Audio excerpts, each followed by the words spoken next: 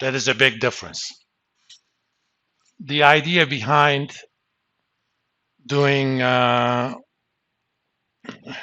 growth and cost of capital adjusted PE,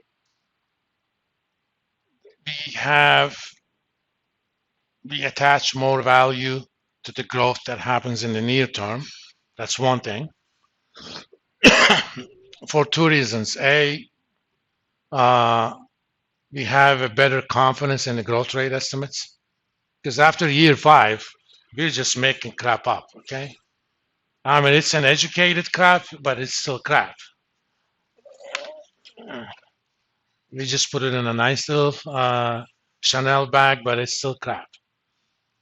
It's not crap, but it's an educated kind of middle of the way correction so that we can stick to the idea of PE as a measure of PE, kind of some type of payback period. So this way, we're putting more confidence in growth estimates in near term, because the nearer you are, the more weight you're going to get in those earnings. And two, if there are indeed riskiness differentials between firms, that matters. Okay, two firms may do relatively similar business, but if one of them is a lot more risky, let's look at competitors. For example, Amazon is actually another competitor to Netflix, but they have beta similar. Let's look at two pharmaceutical companies.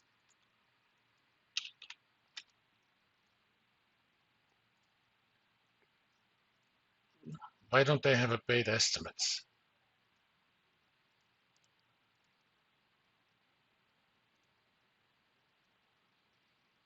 Well, let's look at Merck.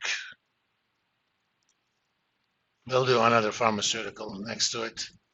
0.35. So for Merck,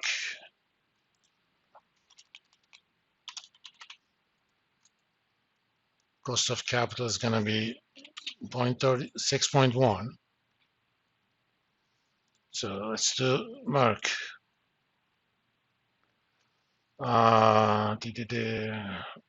114.28.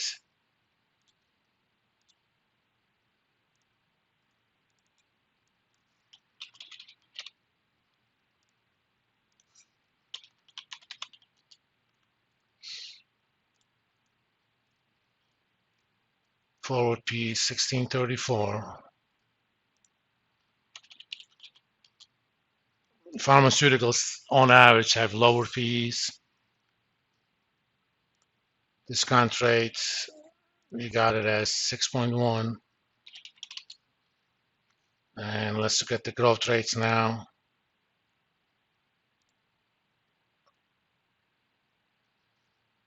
$29.20, $10.47.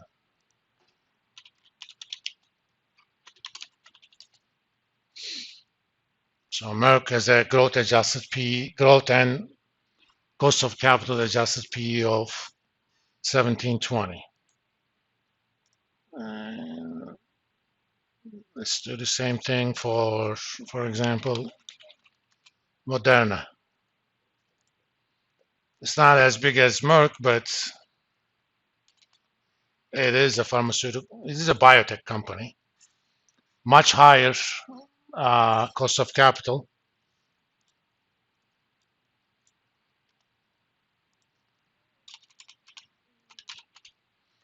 I mean, it's not necessarily proper that we should use CAPM, but as a first pass, it's okay. 14.20% cost of capital.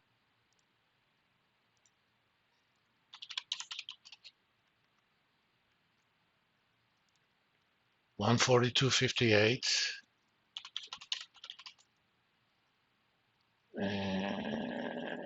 Statistics.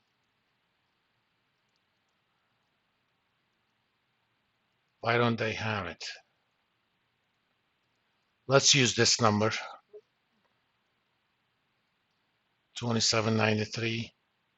Maybe they don't have an estimate yet.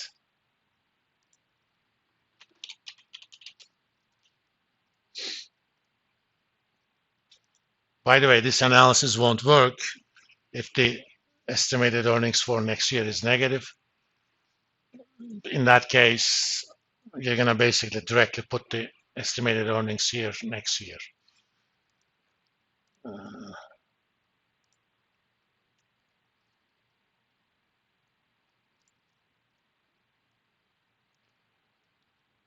6420, 4965.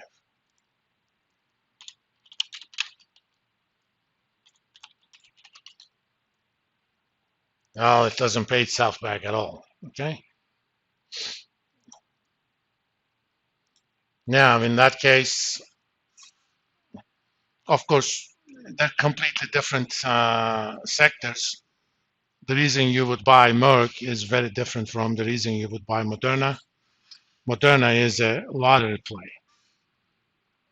Just like BioNTech, they're working on mRNA-based treatments for cancer. They're basically working for a vaccine for different kinds of cancer. So once they, if and when they have them, they'll be big enough to buy Merck itself. Let me give you an example. Let's look at the market cap of Merck. 300 billion, right?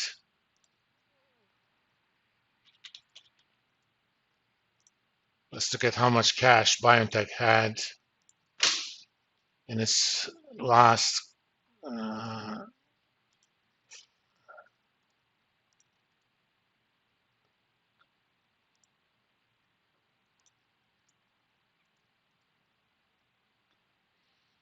their current assets alone is $22 billion.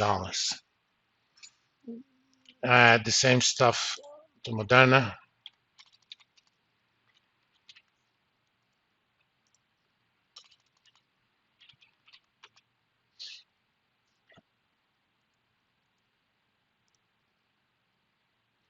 $13.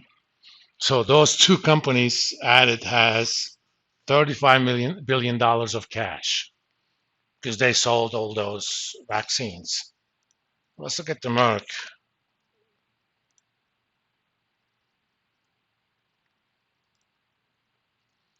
I'm going to look at their net cash of some sorts.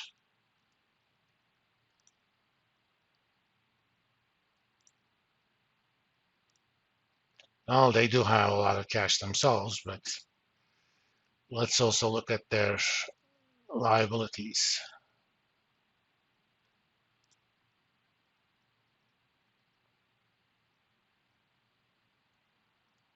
Their net cash is actually close to nothing. They have a lot of debt.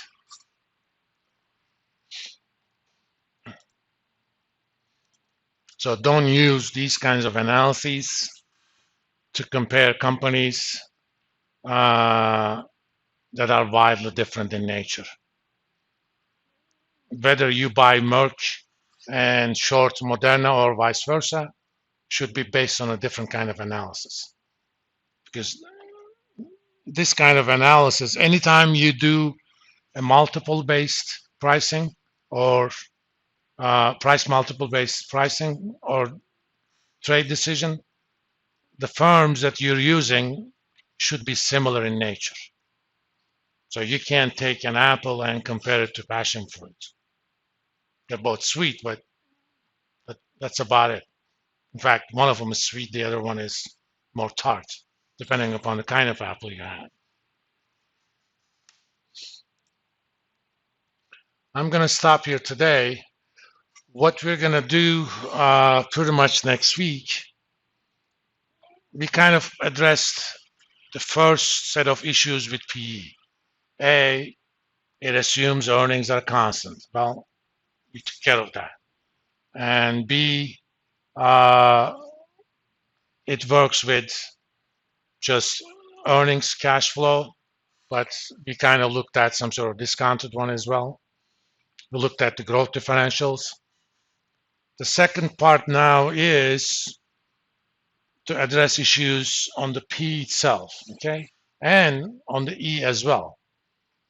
You know, P in a sense is market value of the equity, okay.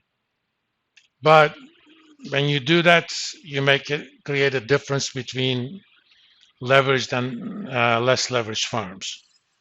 So if you're going to look at something like enterprise value, which is roughly speaking market cap plus total liabilities, it is an estimate of market value of assets. On the E part, there are a lot of things that are not actually cash. That E part has depreciation. It has things like the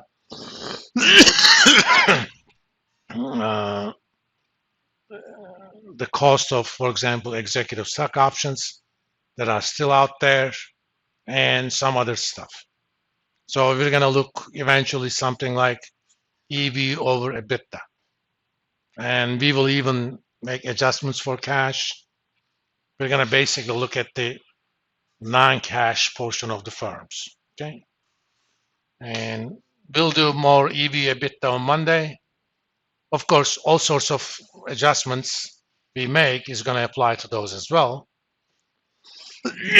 because they're different versions of PE. And on Wednesday, we're going to make cash adjustments.